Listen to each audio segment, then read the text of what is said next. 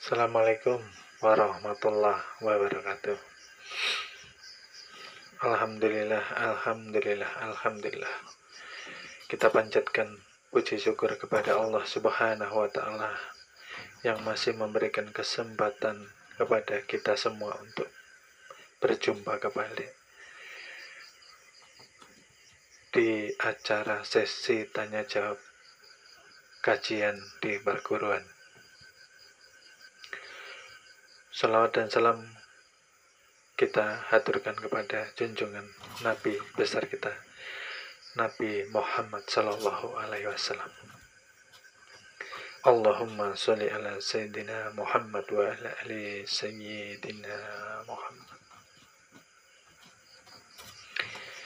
Terima kasih Bapak Ibu dan adik-adik yang dirahmati Allah Subhanahu wa Ta'ala, yang masih setia mengikuti setiap sesi tanya jawab yang kami adakan, bertujuan untuk lebih memahamkan kepada murid akan apa yang dipelajarinya. Setelah paham, yang kami harapkan diterapkan, dipraktekkan, dinyatakan, diwujudkan di dalam aplikasi kehidupan sehari-hari, di dalam gerak di setiap hari, di dalam setiap menjalankan akhlak budi pekerti sehari-hari. Itu tujuannya kalau sudah paham. Alhamdulillah, kita mulai sesi tanya jawab supaya menyingkat waktu.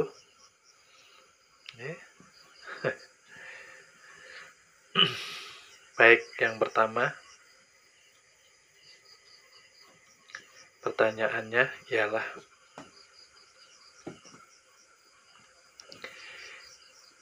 apa arti logo dari perguruan yang baru? Maksudnya logo yang ini ya, Bapak Ibu, yang baru ini yang baru, ini yang lama. Yang baru ini berlafazkan mem ha mem dal. Itu ialah lafaz yang sebenar-benarnya yang ada di dalam diri kita, menyatakan itulah asal mula awal daripada kejadian kita, dari pancaran nur junjungan Nabi besar kita, Nabi Muhammad Sallallahu Alaihi Wasallam. Jadi ini ya, ini asal daripada kejadian diri kita. Ingat itu, berarti kita asal daripada cahaya. Cahaya dari siapa? Cahaya pancaran daripada nur Nabi kita, Nabi Muhammad Sallallahu Alaihi Wasallam. Kenapa dipasang menjadi logo di perguruan kita? Jadilah kita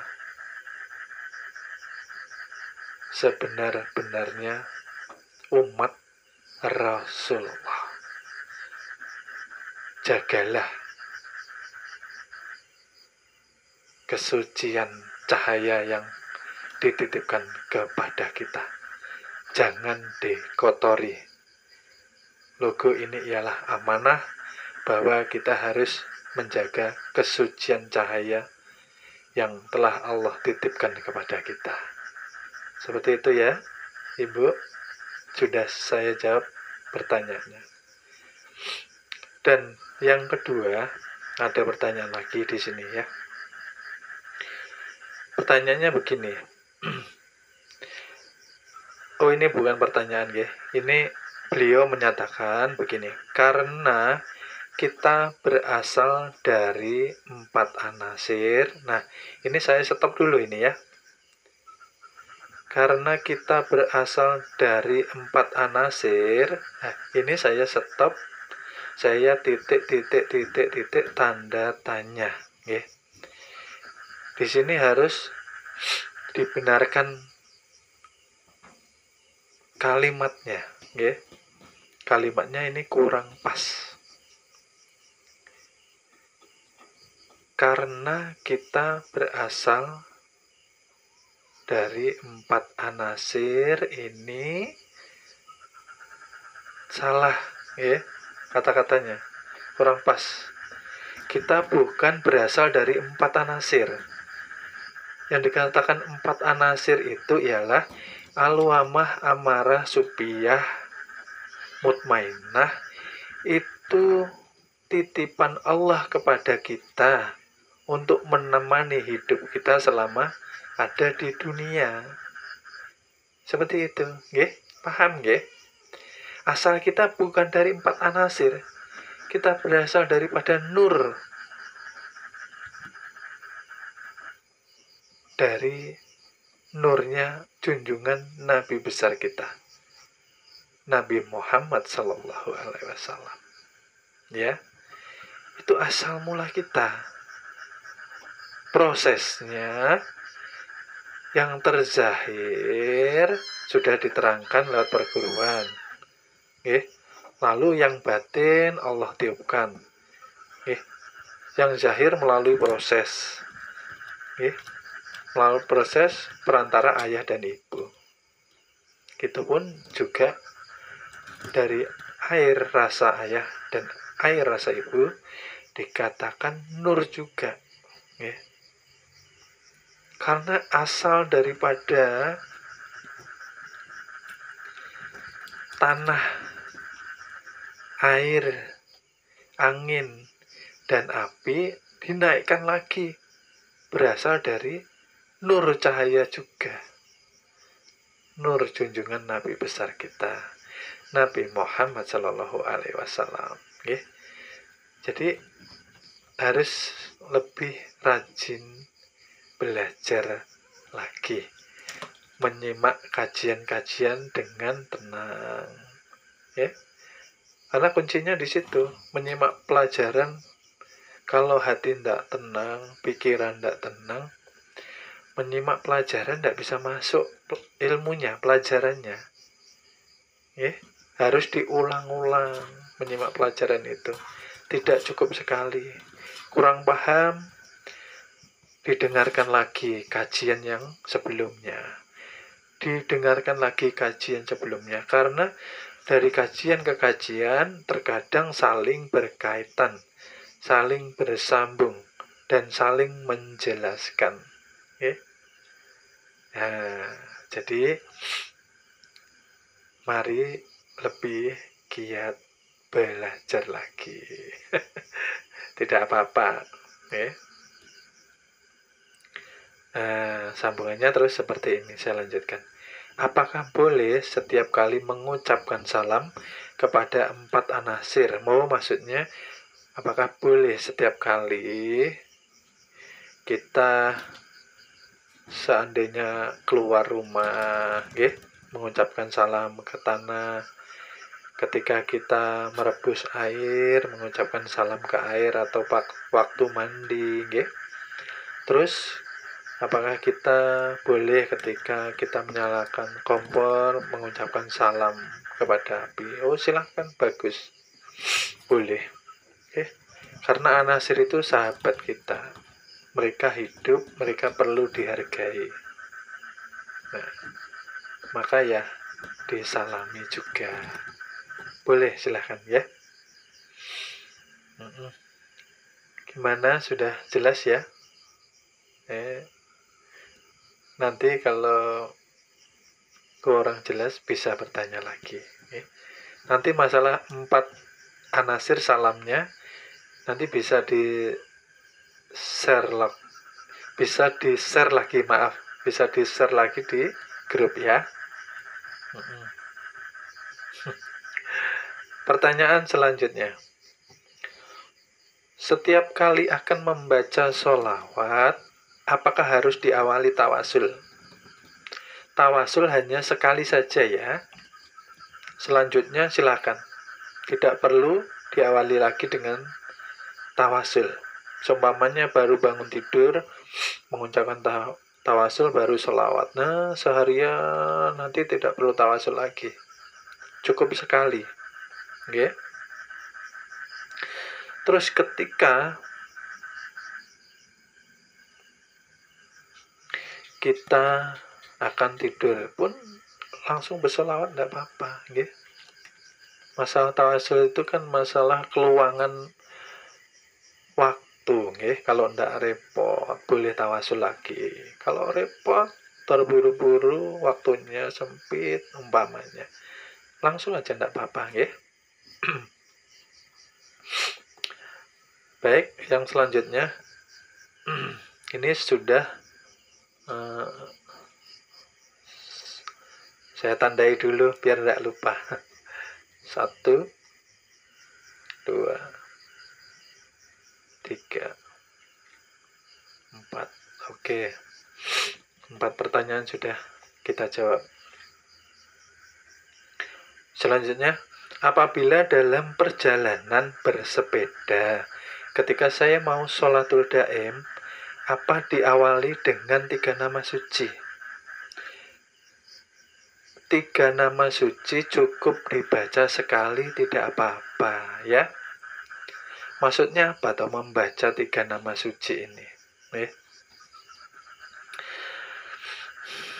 3 nama suci sering saya terangkan bahwa ketika membaca 3 nama suci itu berarti mengembalikan jati diri kita. Nama yang pertama mengatakan bahwa kita ini awalnya tiada. Tuh, tolong dipahami. Setelah tiada, Allah mengadakan. Lalu Allah meniupkan ruh ciptaannya. Dikatakan Nur Muhammad batin, bercahaya. Lalu Allah menyempurnakan dengan 7 sifatnya. Nama yang ketiga. Berarti apa? Setelah membaca 3 nama suci, hati-hati ya. Kita harus sudah paham, kita ini tidak mempunyai apa-apa. Semua titipannya Allah. Harus hati-hati dalam melangkah. Hati-hati. Jaga amanah dari Allah. Jangan sampai khilaf, jangan sampai takabur, jangan sampai kufur. Banyak minta ampun sama Allah Ta'ala. Ya, seperti itu ya, paham ya? Nah, seperti itu. Lalu, pertanyaan selanjutnya. Sholat Isya jam 2 malam. Oh, ini beliaunya ketiduran. Apa boleh? Silahkan.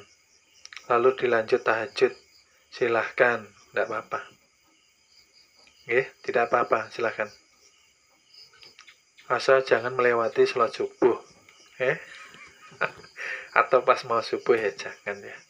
Makanya diusahakan. Kalau tidak ada kerepotan, kalau tidak ada kesibukan, kalau tidak ada halangan, kerjakan sholat waktu tepat waktu. Kerjakan sholat yang 5 waktu maksud saya secara tepat waktu. Paling tidak sampai kehilangan waktunya. Dijaga, belajar disiplin. Ya. Baik, kita lanjutkan lagi. Apakah waktu mengerjakan sholat syariat dibolehkan sholatul daim juga? Ya, kalau pas sholat syariat ya sholat syariat saja. Jangan dicampur-campur ya, agar tidak bingung. Setelah sholat 5 waktu baru sholatul daim, ya. Seperti itu. Biar tidak bingung nantinya. Karena sholat 5 waktu ibadahnya badan jasmani. Kalau sholatul daim ibadahnya badan rohani. Nah, harus paham ya. Harus bisa memilah agar tidak bingung. Baik, selanjutnya ketika mau sholat 5 waktu ataupun sholatul daim, hati selalu bergetar. Ya, ini kenapa ya?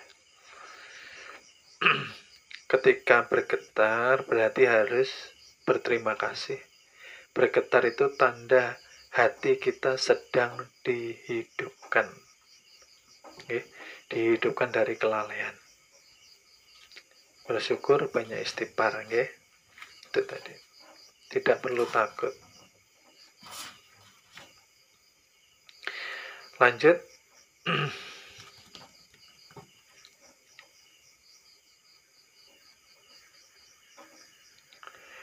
Nah, ini ada pertanyaan nih. Sebetulnya kemarin sudah saya uraikan di pelajaran minggu kemarin, tapi ya tidak apa-apa.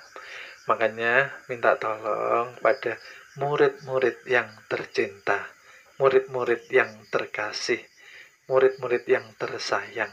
Ya. Ketika mendengarkan kajian, dengarkan dengan tenang, diulang-ulang, biar dapat pelajarannya ya. Tapi tidak apa-apa, ini saya jelaskan lagi. Allah bukan Tuhan. Maksudnya bagaimana?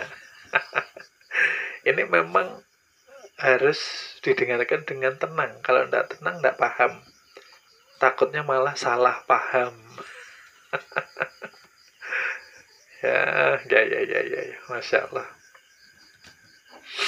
Allah itu kan sekedar tulisan. Alif, lam, ha, Allah. Ini dijelaskan. Sedang yang dikatakan Tuhan itu sifatnya laisa kamislihi syai'un. Sudah saya share di grup, nanti tolong dilihat lagi artinya. Jadi laisa itu maksudnya tidak ada sesuatu pun yang serupa dengan dia. Berarti kalau tidak ada sesuatu pun yang serupa, berarti kan tidak bisa disamakan dengan tulisan. Tulisan itu bisa dibaca. Paham nggih? Pelan-pelan, dengan tenang dihayati. Tulisan nama saya ini, mohon maaf, nama saya, contoh, Muhammad Wahono, Muhammad titik Wahono, M Wahono, itu tulisan saja. Bisa ditulis di kertas, bisa tulis di baju sekolah bed waktu kecil umpamanya, bisa ditulis di mana saja yang diinginkan yang punya. Sedangkan saya yang punya nama Muhammad Wahono tadi, itu saya bukan tulisan. Itu nama saya berupa tulisan. Sayanya ya ini gitu loh. Paham nggih? Jadi Allah itu nama kebesaran daripada zatnya yang suci. Makanya jangan disembah namanya. Sembahlah yang punya nama. Yang punya nama itu tadi yang laisa. Nah, paham nggih? Kalau nama itu masih terlihat, sedang Allah tidak terlihat. Nama bisa ditulis, berarti berwujud. Berarti ada yang menyamai tulisan itu tadi. Di masjid A ada tulisan Allah. Masjid B ada tulisan Allah. Ini sebatas tulisan maksudnya. Ya. Belajar ilmu rasa harus pakai yang namanya rasa juga. Ya. Paham ya? Nah, jangan kita menyembah nama. Sembahlah yang punya nama, maksudnya seperti itu loh. Makanya nama itu bukan Tuhan dia. Dia nama itu mewakili kebesaran zatnya gitu loh. Nama itu mewakili kebesaran zatnya Tuhan ini tadi. Sedang Tuhan itu Laisa. Maka jangan berhenti di nama. Galilah terus dengan belajar ilmu ma'rifatullah. Kalau menyembah nama sia-sia. Itulah maksudnya. Paham gak? Allah nama kebesaran zatnya. Sedang yang mempunyai nama ini Laisa. Ya. Makanya di Quran sudah saya sharekan ayatnya. Paham gak? Paham gak? Kalau tidak paham, nanti bisa japri lagi. Ya, kalau kurang jelas. Ya. Jadi, saya dengan nama saya beda. Saya ini diri pribadi ini wujud. Ini ya, umpamanya. Sedang nama saya ini bisa dipindah kemana-mana. Yang tadi saya katakan Muhammad Wahono, ya umpamanya seperti itu, ya. Itu bisa ditempel di baju, di seragam, ya. Dan di mana saja. Di rapot saya ada tulisannya, tapi itu bukan saya, itu nama saya aja gitu lah. Maksudnya Allah seperti itu tulisannya. Jangan menyembah namanya, sembahlah yang punya nama biar tidak tertipu. Nah, ya. Allah ini nama dari kebesaran zatnya. Nama Allah ini mewakili yang Laisa ini tadi loh maksudnya. Jadi kita cari yang punya nama. Jangan kita cari nama yang namanya saja, jangan. Carilah yang punya nama. Melalui apa? Melalui ibadah rohani. Dikatakan ibadah sholatul daim. Ya nah. Saya lanjut lagi. Mudah-mudahan paham.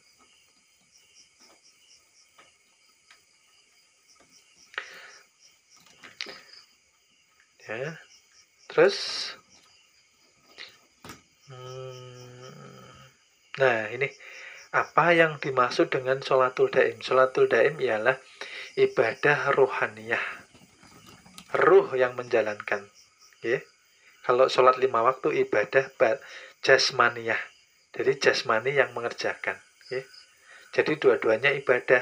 Jasmani menjalankan sholat wajib 5 waktu. Badan rohani wajib mengerjakan sholatul daim. Sholat yang secara berkelanjutan terus-menerus 24 jam. Itu sholatul daim. Nah, bagaimana cara menjalankan sholatul daim yang baik? Sholatul daim sudah saya katakan berulang-ulang kali. Mohon disimak dengan tenang. Tata cara sholatul daim, duduk tidak diatur. Cari tempat yang paling nyaman bagi kita. Bisa duduk, bisa berdiri, bisa sambil tiduran, bisa sambil masak, sambil apapun dan kapanpun bisa. Bahkan sambil naik motor pun bisa. Sambil bermasak bisa. Jadi sholatul daim itu tata caranya, ya, rasa kita hanya diwajibkan merasakan gerak keluar masuknya napas. Bukan menarik, bukan mengeluarkan, juga bukan menahan. Kalau menarik, mengeluarkan, menahan, itu jatuhnya olah napas. Kalau sudah olah napas berarti yang keluar tenaga dalam. Kalau sudah tenaga dalam, yang keluar nanti kesaktian. Itu larinya nanti ke mutmainah. Mutmainah yang tidak baik maksudnya. Paham ya? Jadi hanya merasakan gerak keluar masuk napas. Tidak boleh diatur napas ini. Karena napas ini yang mengatur Allah. Kita jangan mengatur-ngatur Allah. Ya? Rasakan aja. Ketika napas masuk dalam hati, ucapkan hu. Ketika keluar dalam hati, ucapkan Allah. Jadi lengkapnya kalimat, ketika masuk hu, ketika napas keluar Allah, hu Allah, hu Allah. Maksudnya apa? Hu Allah itu, hu itu akulah Allah, akulah yang laisa, yang menghidupkan badanmu ini loh. Maka berserah dirilah kepadaku. Okay. Karena zahir batin engkau yang menguasai aku. Aku itu yang maksudnya Tuhan yang menciptakan kita. Paham gak? Ya. Jadi tenang, belajar itu santai, jangan tegang. Okay. Oke, lanjut. Terus apa saja yang dibaca? Kalau mau simple, Bapak Ibu adik-adik, ya. Baca bismillah, baca sholawat, langsung sholatul daim. Boleh, silakan.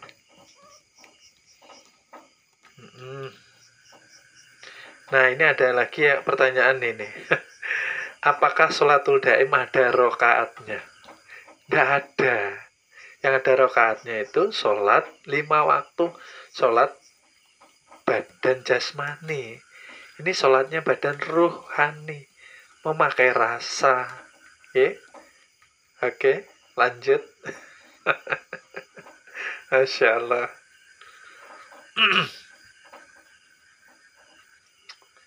Ya.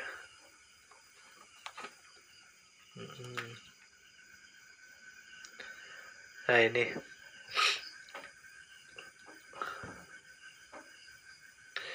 Bagaimana penjelasan diam secara hakiki? Simple.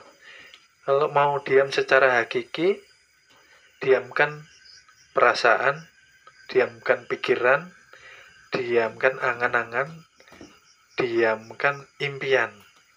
Punya impian apa, punya pikiran apa, punya angan-angan apa, diamkan semua. Diamkan masalah, diamkan prasangka. Jadi semua diam. Seperti air di dalam gelas ketika diaduk. Di situ ada kopi. Naik semua kopinya. Kotorannya. Tapi kalau sudah diam, tidak diaduk, diendapkan. Nah, turun kotorannya semua, kopinya. Itulah secara singkat dikatakan diam secara hakiki. Berarti tidak bergerak apapun yang dinamakan akal, pikiran, angan-angan kita. Hanya rasa merasakan. Rasa merasakan. Rasa merasakan. Berarti apa? Sholatul daim. Rasa merasakan keluar masuknya napas. Rasa merasakan keluar masuknya napas. Nah, nyaman. Ya Allah. Mudah-mudahan paham. Kalau belum paham, japri lagi, kita jawab lagi, kita jelaskan lagi. Ya.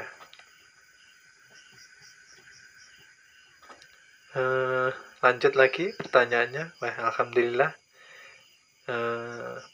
Peminatnya luar biasa.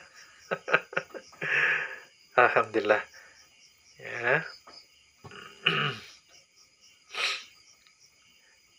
Bagaimana cara untuk melatih kesabaran menghadapi orang yang sedang marah. Ya Bu, Bapak ataupun adik-adik yang disayangi Allah Ta'ala. Melatih kesabaran itu dengan kesadaran. Melatih kesabaran dengan kesadaran. Maksudnya apa? Ketika kita sering belajar ilmu di perguruan, kesadaran kita akan terus meningkat. Dan kesadaran itu penting. Kalau kita sudah sadar, kita ini merupakan cahaya. Jaga cahaya itu jangan sampai pudar. Ketika kita sadar, semua dari ujung rambut sampai ujung kaki ini titipan. Berarti telinga pun ini titipan. Sifat pendengaran pun titipan. Berarti kita harus amanah, harus kita jaga. Berarti kita kalau sudah sadar, kita tidak akan mau marah. Karena kalau kita sampai marah, berarti kita tidak amanah. Berarti memasukkan kotoran yang tidak baik ke dalam telinga kita, masuk ke dalam hati. Nah, itu bukan perintah Allah. Perintah Allah ketika mendengar yang tidak baik, keluarkan. Biar tidak sakit hati, biar tidak dendam. Agar kita bisa tafakur mengambil hikmahnya. Bahwa yang sedang marah itu sedang dikuasai nafsu amarahnya. Berarti yang kita lakukan, yang pertama, diam. Kalau diam tidak mampu, menghindarlah dahulu. Agar situasi menjadi reda. Ya, seperti itu ya. Berlatih. Harus latihan. Kalau tidak latihan, tidak bisa. Harus berlatih, harus disiplin jadi murid. Jangan santai-santai saja. Ya, seperti itu. Tapi kalau kita kesadaran sudah naik, kita akan bisa menerima orang. Walaupun ketika marah. Kita doakan yang baik. Ya. Semoga cepat disadarkan. Semoga cepat diberi ampunan. Seperti itu. Karena seperti sering saya jelaskan, sabar tiada batas, sabar tiada bertepi. Karena atas dasar apa? Kita selalu diliputi Allah Subhanahu wa Ta'ala. Berarti kita masuk bentengnya Allah. Kalau sudah masuk ke bentengnya Allah, Allah yang mengurusi semua. Nggak usah kita takut. Makanya harus sabar. Tapi ya harus belajar ilmu sabar. Di mana belajarnya? Di perguruan. Oke, baik. Bisa kita lanjut ya. Oke.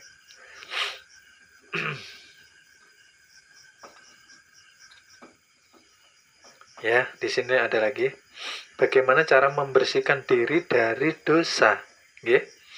Sedangkan manusia tak lepas dari dosa. Nah, ini kurang pas juga kata-katanya. Saya perbaiki ya. Bagaimana cara membersihkan diri dari dosa? Manusia tidak bisa membersihkan dirinya dari dosa. Yang bisa diperbuat manusia ialah istighfar, minta ampun sama Allah Subhanahu wa Ta'ala. Jadi yang bisa membersihkan diri kita dari dosa-dosa ialah ampunan dari Allah Subhanahu wa Ta'ala. Ya, seperti itu saya tahan dulu kalimatnya di sini. Bagaimana cara membersihkan diri dari dosa? Berarti jawabannya banyak istighfar ya Bu, Bapak, adik-adik. Karena kita tidak bisa membersihkan diri dari dosa, yang bisa Allah dengan ampunannya. Maka istighfar minimal sehari itu 100 kali ya. Itu yang saya kerjakan.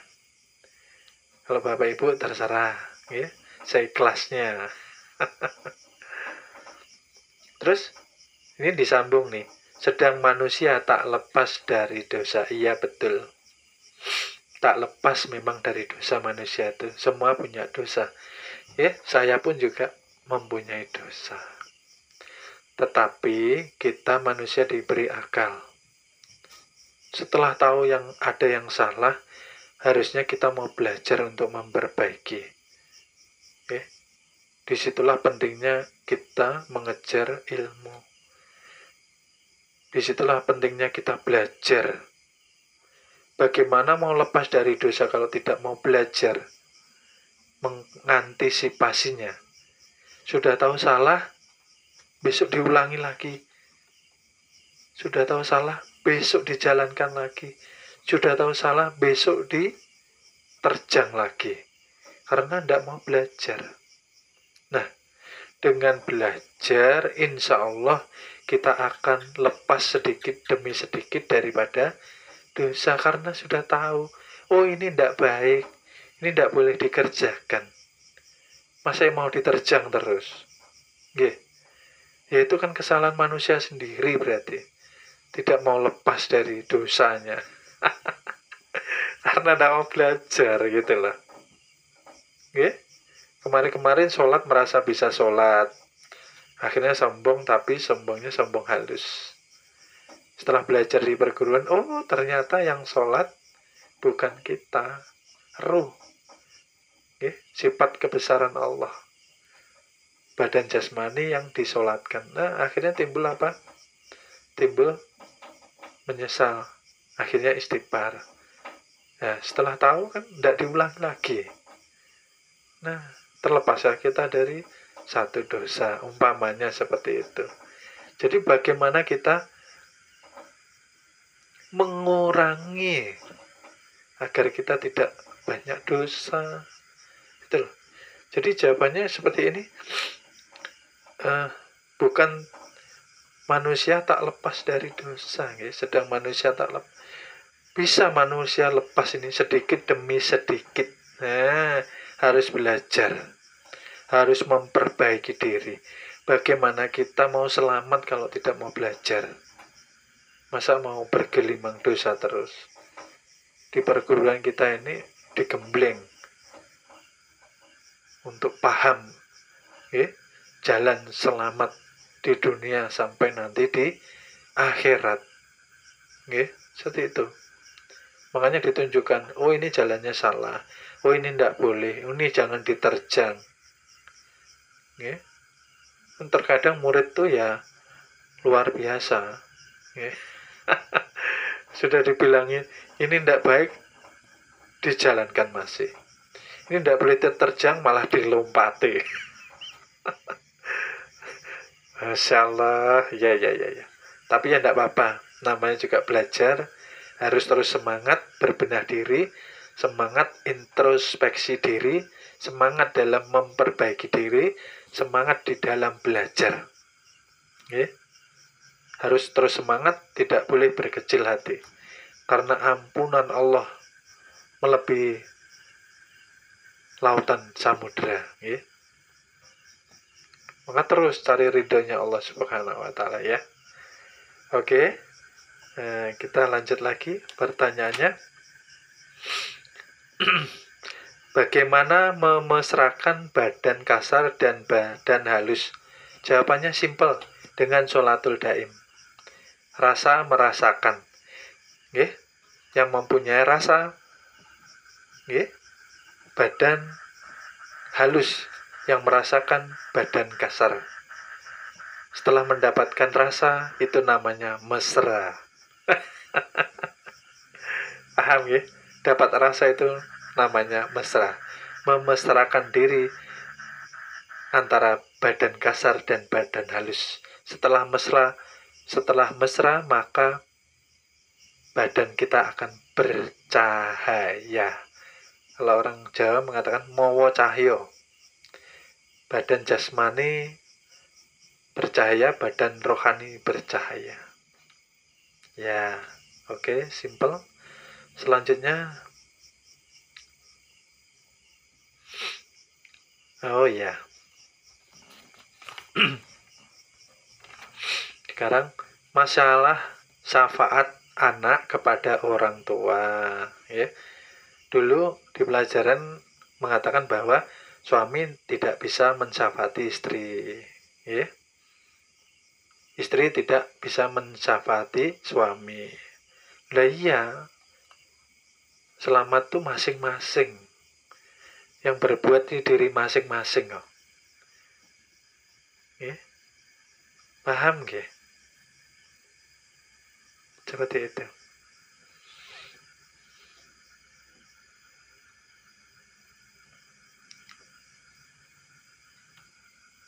Kalau tidak mempunyai, di sini dikatakan bahwa anak bisa memberi syafaat kepada orang tua, maksudnya seperti itu. Jadi kalau tidak mempunyai anak yang soleh, bagaimana nasib orang tuanya? Ya orang tuanya harus cari jalan selamat toh. Masih bisa belajar, nggih. Nah ini makanya pentingnya belajar agama secara paripurna, secara sempurna. Jangan hanya belajar berhenti di syariatnya saja. Maka sudah saya katakan, syariat itu gerak jasmani, thariqah itu membenahi hati, hakikat itu melihat kenyataan diri. Setelah melihat semuanya, jadi kita bisa mencari ridhonya ilahi. Semoga Allah memakrifatkan kepada kita.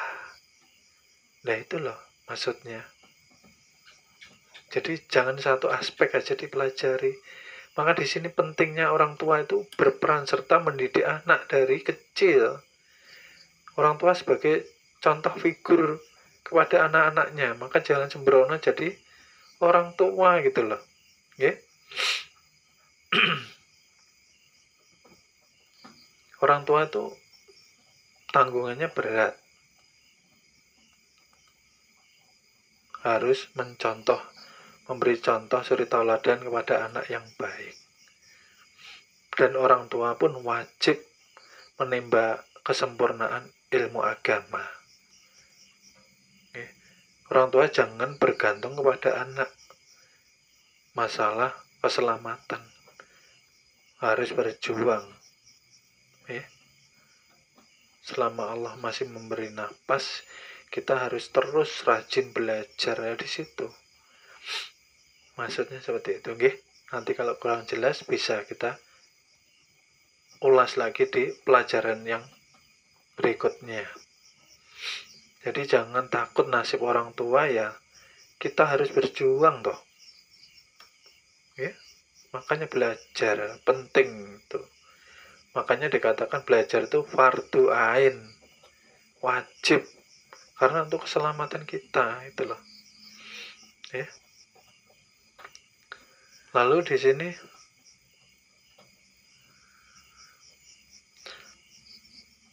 semua perbuatan nanti akan menerima pembalasan. Oh ya. Itu hubungannya dengan karma atau sebab akibat. Ya, saya katakan ya. Hukum karma dan sebab akibat itu sebetulnya sama, beda nama saja. Kalau hukum karma itu adanya bahasanya di agama Hindu Buddha. Ya, kalau sebab akibat ini di perguruan kita. Siapa menanam padi, maka akan dia mendapatkan padi yang dipanennya.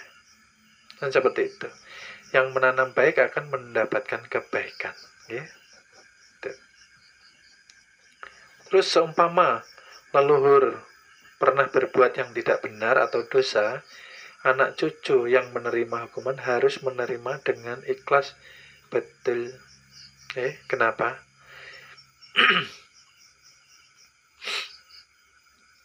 Karena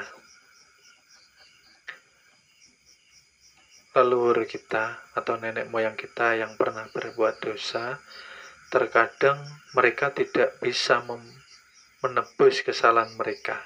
Kenapa?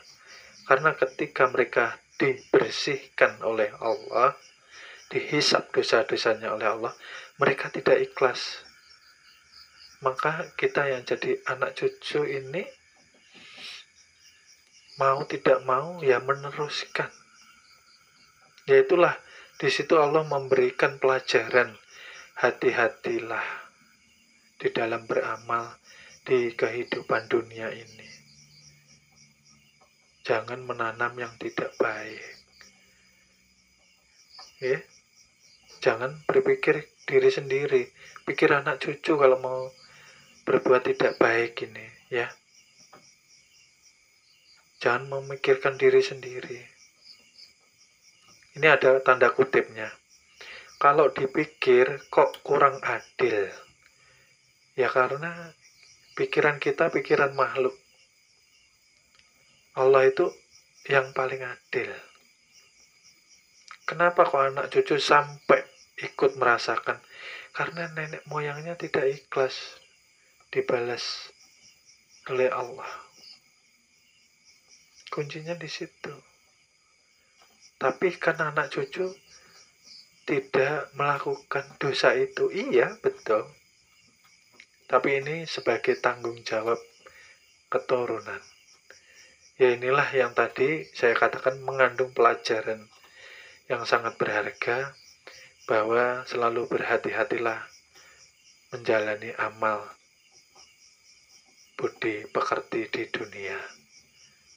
Ingatlah anak cucu kalau mau berbuat yang tidak baik. Itu pelajaran dari Allah. Okay? Dan jangan pernah berburuk sangka kepada Allah. Baik, kita lanjutkan.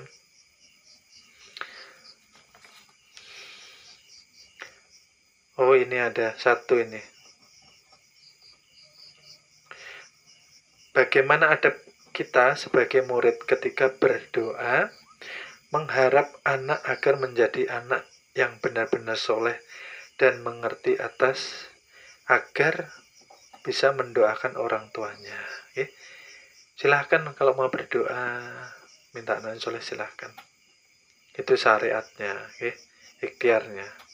Tetapi di pelajaran perguruan sudah dikatakan sebetulnya di awal-awal, ketika kita menjalankan hubungan suami istri, kita harus menjalankannya atas dasar perintah Allah, bukan atas dasar nafsu. Kalau atas dasar nafsu, timbullah nanti keturunan yang tidak baik. Okay? Sebetulnya sering sudah saya jelaskan di pelajaran, jadi mohon disimak dengan baik. Makanya ketika menikah, apa yang menjadi dasar daripada tujuan menikah itu? Atas dasar apa? Harusnya yang benar atas dasar ibadah. Tapi zaman sekarang kan dasarnya bermacam-macam. Atas dasar karena kecantikan, atas dasar karena ketampanan, atas dasar karena kemapanan, atas dasar karena jabatan, atas dasar macam-macam, bukan karena murni ibadah. Itu yang banyak orang sekarang tidak hati-hati. Okay? Baik, nanti kita jelaskan lebih detail lagi di pelajaran. Terus ini ada masalah foto lagi. Ketika melihat foto guru, mata guru bergerak. Oh, maksudnya ketika beliau ini memandang foto saya, fokus ke mata saya bergerak. Oh, gitu. Apakah itu benar atau halusinasi ya, guru? Itu benar. Apa yang karena yang dilihat itu sebetulnya ya diri sampean sendiri. Saya ini hanya cerminan saja. Saya ini jernih.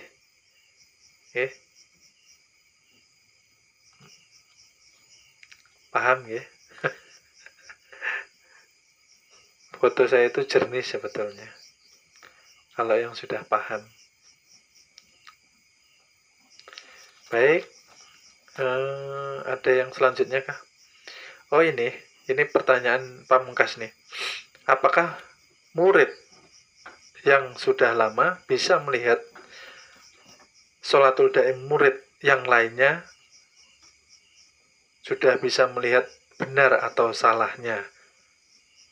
Oh, maksudnya ini ada murid yang agak lama. Apakah murid-murid ini bisa melihat daimnya? Murid-murid yang baru benar atau salah daimnya? Tidak bisa dilihat. Tidak boleh menilai murid lainnya seperti itu. Sesama murid harus saling menghargai. Jangan menilai. Kalau menilai nanti menyakiti hati sesama murid. Sesama murid harus menjaga perasaan. Karena murid ini adalah saudara. Maka hati-hati dalam berbicara. Sedikit salah berbicara bisa menyakiti hati tanpa kita sadari. Seperti itu, mungkin cukup sekian yang bisa kami jabarkan untuk sementara. Nanti bisa dilanjut kembali apabila ada salah kata, salah ucap dalam kami menjabarkan, menyampaikan. Kami minta maaf, minta halal, minta ridhonya dunia akhirat. Terima kasih. Kami cukupi sekian sesi tanya jawab. Semoga bermanfaat. Semoga Allah meridhoi kita. Semoga Allah memberi kefahaman ilmu kepada kita. Terima kasih. Wassalamualaikum warahmatullahi wabarakatuh.